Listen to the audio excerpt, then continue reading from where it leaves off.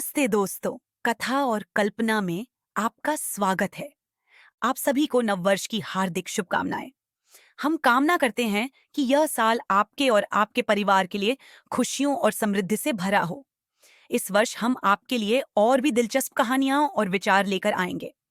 आज हम एक ऐसी ही प्रेरणादायक कथा लेकर आए हैं जो महावतार बाबा जी पर आधारित है। ये वही महान आत्मा हैं जिन्होंने भारतीय आध्यात्म और धर्म की श्रेष्ठता को पूरे विश्व में स्थापित किया। उनकी परंपरा ने न केवल धर्म को बढ़ावा दिया, बल्कि भारतीय विश्वासों और मूल्यों को भी विश्व स्तर पर स्वीकार्यता दिलाई।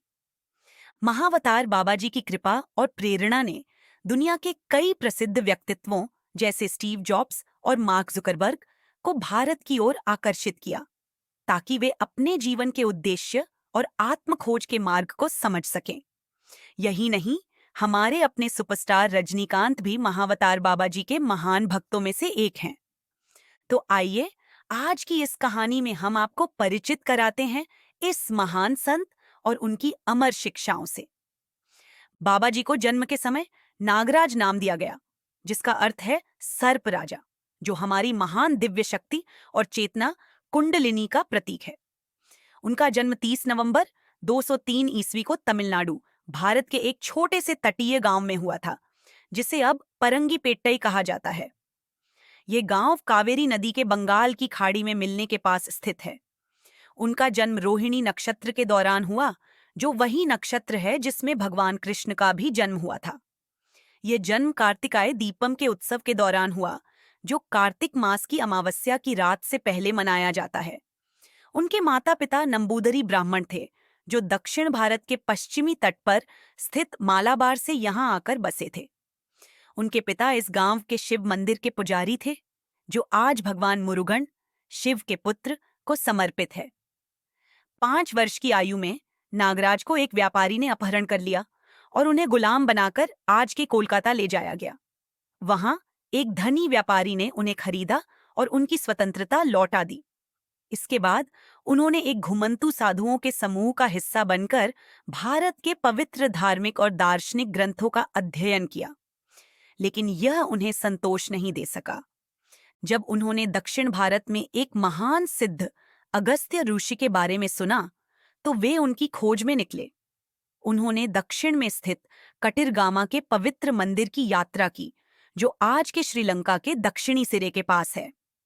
वहां उनकी भेंट अगस्त्य आश्रम के एक शिष्य बोगनाथर से हुई। उन्होंने बोगनाथर के साथ 4 वर्षों तक गहन ध्यान योग और सिद्धों का दर्शन का अध्ययन किया। इस दौरान उन्होंने सर्वविकल्प समाधि, पूर्ण चेतना का अनुभव किया और भगवान मुरुगन के दिव्य दर्शन प्राप्त किए। 15 वर्ष की आयु में बोगनाथर ने उन्हें अपने गुरु प्रसिद्ध अगस्त्य ऋषि के पास भेजा, जो तमिलनाडु के कुर्तालम क्षेत्र में निवास कर रहे थे। वहां उन्होंने 48 दिनों तक कठोर योग साधनाएं की। इसके बाद अगस्त्य ऋषि ने उन्हें क्रिया कुंडलिनी प्राणायाम नामक एक शक्तिशाली श्वास तकनीक में दीक्षा दी। उन्होंने नागराज को हिमालय के बद्रीनाथ जाने और वहां सीखी गई सभी विद्या को गहनता से अभ्यास करने का निर्देश दिया, ताकि वे सिद्ध बन सकें। अगले 18 महीनों तक नागराज ने हिमालय में एक गुफा में एकांतवास किया और बोगनाथर और अगस्त्य ऋषि द्वारा सिखाई गई योग साधनाओं का अभ्यास किया। इस दौरान उन्होंने अपने अहंकार को पूरी तरह से दिव्य शक्ति के प्रति समर्पित कर दिया। दिव्य चेतना ने उनके भीतर प्रवेश किया और वे सिद्ध बन गए। उनके शरीर को अब रोग और मृत्यु का कोई भय नहीं था। एक महासिद्ध के रूप में रूपांतरित होकर उन्होंने पीड़ित मानवता के उत्थान के लिए अपना जीवन समर्पित कर दिया। बाबा जी ने 1861 के आसपास लाहिड़ी महाशय को योग की एक शक्तिशाली श्रृंखला, जिसे क्रिया योग के नाम से जाना जाता है, सिखाई। इसके बाद उन्होंने कई अन्य महान आत्माओं को भी दीक्षित किया, जिनमें से एक परमहंस योगानंद के ईसा मसीह जैसे गुरु श्री युक्तेश्वर भी थे। लगभग 30 वर्षों के बाद बाबा जी ने उन्हें भी क्रिया योग की दीक्षा दी। परमहंस योगानंद ने अपने गुरु श्री युक्तेश्वर के साथ 10 वर्षों तक अध्ययन और साधना की। इसके बाद स्वयं महावतार बाबा जी ने योगानंद को दर्शन दिए और उन्हें निर्देश दिया कि वे क्रिया योग की इस पवित्र विद्या को पश्चिमी देशों में ले जाए। योगानंद ने इस पवित्र मिशन को 1920 से 1952 तक सफलतापूर्वक पूरा किया, जब उन्होंने अपने शरीर को छोड़ दिया और महासमाधि की यौगिक अवस्था को प्राप्त किया। योगानंद की महासमाधि के समय क्रिया योग की प्रभावशीलता और उनके गुरुओं की कृपा का एक अद्भुत उदाहरण देखने को मिला। उनके शरीर ने 21 दिनों तक बिना किसी क्षय के खुले में रखा रहने के बावजूद अपनी स्थिति बनाए रखी। इसके बाद उन्हें लॉस एंजेलिस में एक समाधि में दफनाया गया। 7 मार्च 2002 को योगानंद के इस असाधारण महाप्रयाण की 50वीं वर्षगांठ मनाई गई। इस अवसर पर उनकी समाधि को एक स्थायी समाधि मंदिर में स्थानांतरित किया गया। इस घटना ने दुनिया भर के लाखों लोगों को प्रेरित किया, जिन्होंने क्रिया योग और योगानंद की विरासत के लिए कृतज्ञता व्यक्त की। अब आइए हम आपको प्रसिद्ध पुस्तक ऑटोबायोग्राफी ऑफ ए योगी से एक महत्वपूर्ण और दिलचस्प सीख साझा करें। इस पुस्तक में श्री युक्तेश्वर गिरि जी परमहंस योगानंद से बातचीत करते हुए युगों के चक्र को विस्तार से समझाते हैं।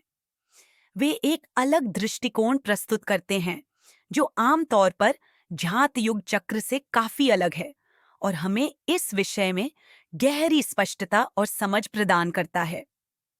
सूर्य का एक और विशेष गति है जिसके द्वारा वह एक महान केंद्र, जिसे विष्णु नाभि कहा जाता है, के चारों ओर परिक्रमा करता है। यह केंद्र सृजनात्मक शक्ति ब्रह्मा का स्थान है, जिसे विश्व का चुंबकीय केंद्र भी माना जाता है।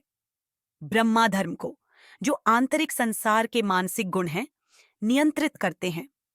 जब सूर्य अपने इस परिक्रमा मार्ग में अपने युगल केंद्र के साथ ब्रह्मा के इस महान केंद्र के सबसे निकट आता है, यह घटना उस समय होती है जब शरद विषुव मेष राशि के पहले बिंदु पर आता है। तब धर्म अर्थात मानसिक गुण इतनी गहराई से विकसित हो जाते हैं कि मानव आसानी से सभी चीजों को, यहां तक कि आत्मा के रहस्यों को भी समझ सकता है।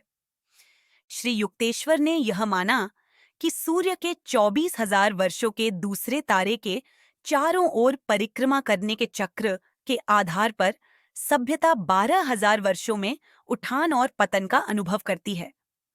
श्री युक्तेश्वर ने युगों का एक 12,000 वर्षों का चक्र प्रस्तावित किया है, जिसमें प्रत्येक युग के आरंभ और अंत में संधिकाल या संक्रमण अवधि होती है, जो मुख्य युग की अवधि का 10% होती है।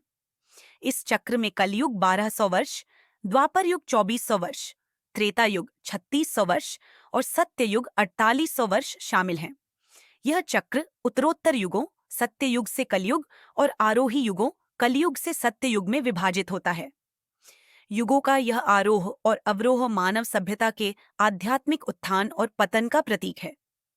श्री युक्तेश्वर के अनुसार इन दोनों चक्रों का मध्य बिंदु लगभग 500 ईस्वी में था, जो दर्शाता है कि हर अवनति के बाद धर्म और आध्यात्म का पुनः उत्थान होता है। आइए हम आपको यह भी बताएं कि उनके दृष्टिकोण के अनुसार हर युग का क्या महत्व और संकेत है। कलियुग, भौतिकवाद का युग। कलयुग में मानवता अपनी आध्यात्मिक और बौद्धिक स्थिति के सबसे निचले स्तर पर होती है, जहां केवल भौतिक चीजों और अज्ञानता पर ध्यान केंद्रित होता है।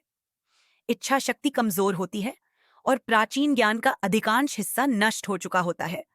धर्म कठोर और असहिष्णु बन जाता है और उच्च शिक्षाएं छिपानी पड़ती हैं। फिर भी कुछ महान आत्माएं इस युग में भी उभरती हैं। इसके अंत के पास 1700 ईस्वी पुनर्जागरण ने खोए हुए ज्ञान को पुनर्जीवित किया। द्वापर युग, ऊर्जा का युग। वर्तमान में हम द्वापर युग में हैं, जहां मानवता ऊर्जा और प्रौद्योगिकी को समझने और उसका उपयोग करने में प्रगति कर रही है। यहाँ पदार्थ और ऊर्जा की अदला बदली का ज्ञान है। संचार और परिवहन में प्रगति के कारण मानवता दूरी और स्थान को पार करने लगी है। लेकिन स्वार्थ अभी भी प्रेरणा का मुख्य कारण है। भविष्य में हम अंतरिक्ष यात्रा और अंतर्ज्ञान के इस्तेमाल की ओर बढ़ेंगे, जैसा कि त्रेता युग में होता है। त्रेता युग, विचारों का युग। त्रेता युग में मानवता यह समझती है कि सब कुछ आपस में जुड़ा हुआ है। इस युग में टेलीपैथी और इच्छाओं की पूर्ति जैसी मानसिक शक्तियां विकसित होती हैं। युद्ध बहुत कम होंगे और लोग शांतिप्रिय और दयालु होंगे। प्रौद्योगिकी की जगह आध्यात्मिकता ले लेगी और लोग सरल और प्राकृतिक जीवन जिएंगे। यह युग व्यक्तिगत स्वार्थ के बजाय सामूहिक भलाई पर केंद्रित होता है। सत्य युग, आत्मा का युग। सत्य युग पूर्ण आध्यात्मिक ज्ञान का युग है, जहां मानवता भगवान को हर जगह और हर चीज में देखेगी। अंतर्ज्ञान पूरी तरह से विकसित होगा और लोग खुशहाली और सरलता से जीवन जिएंगे। यह युग ब्रह्मांड की गहरी समझ और टेलीपैथिक संचार से परिपूर्ण होगा, जो वर्तमान मानव बुद्धि की कल्पना से परे है। तो दोस्तों, कैसी लगी आपको यह वीडियो?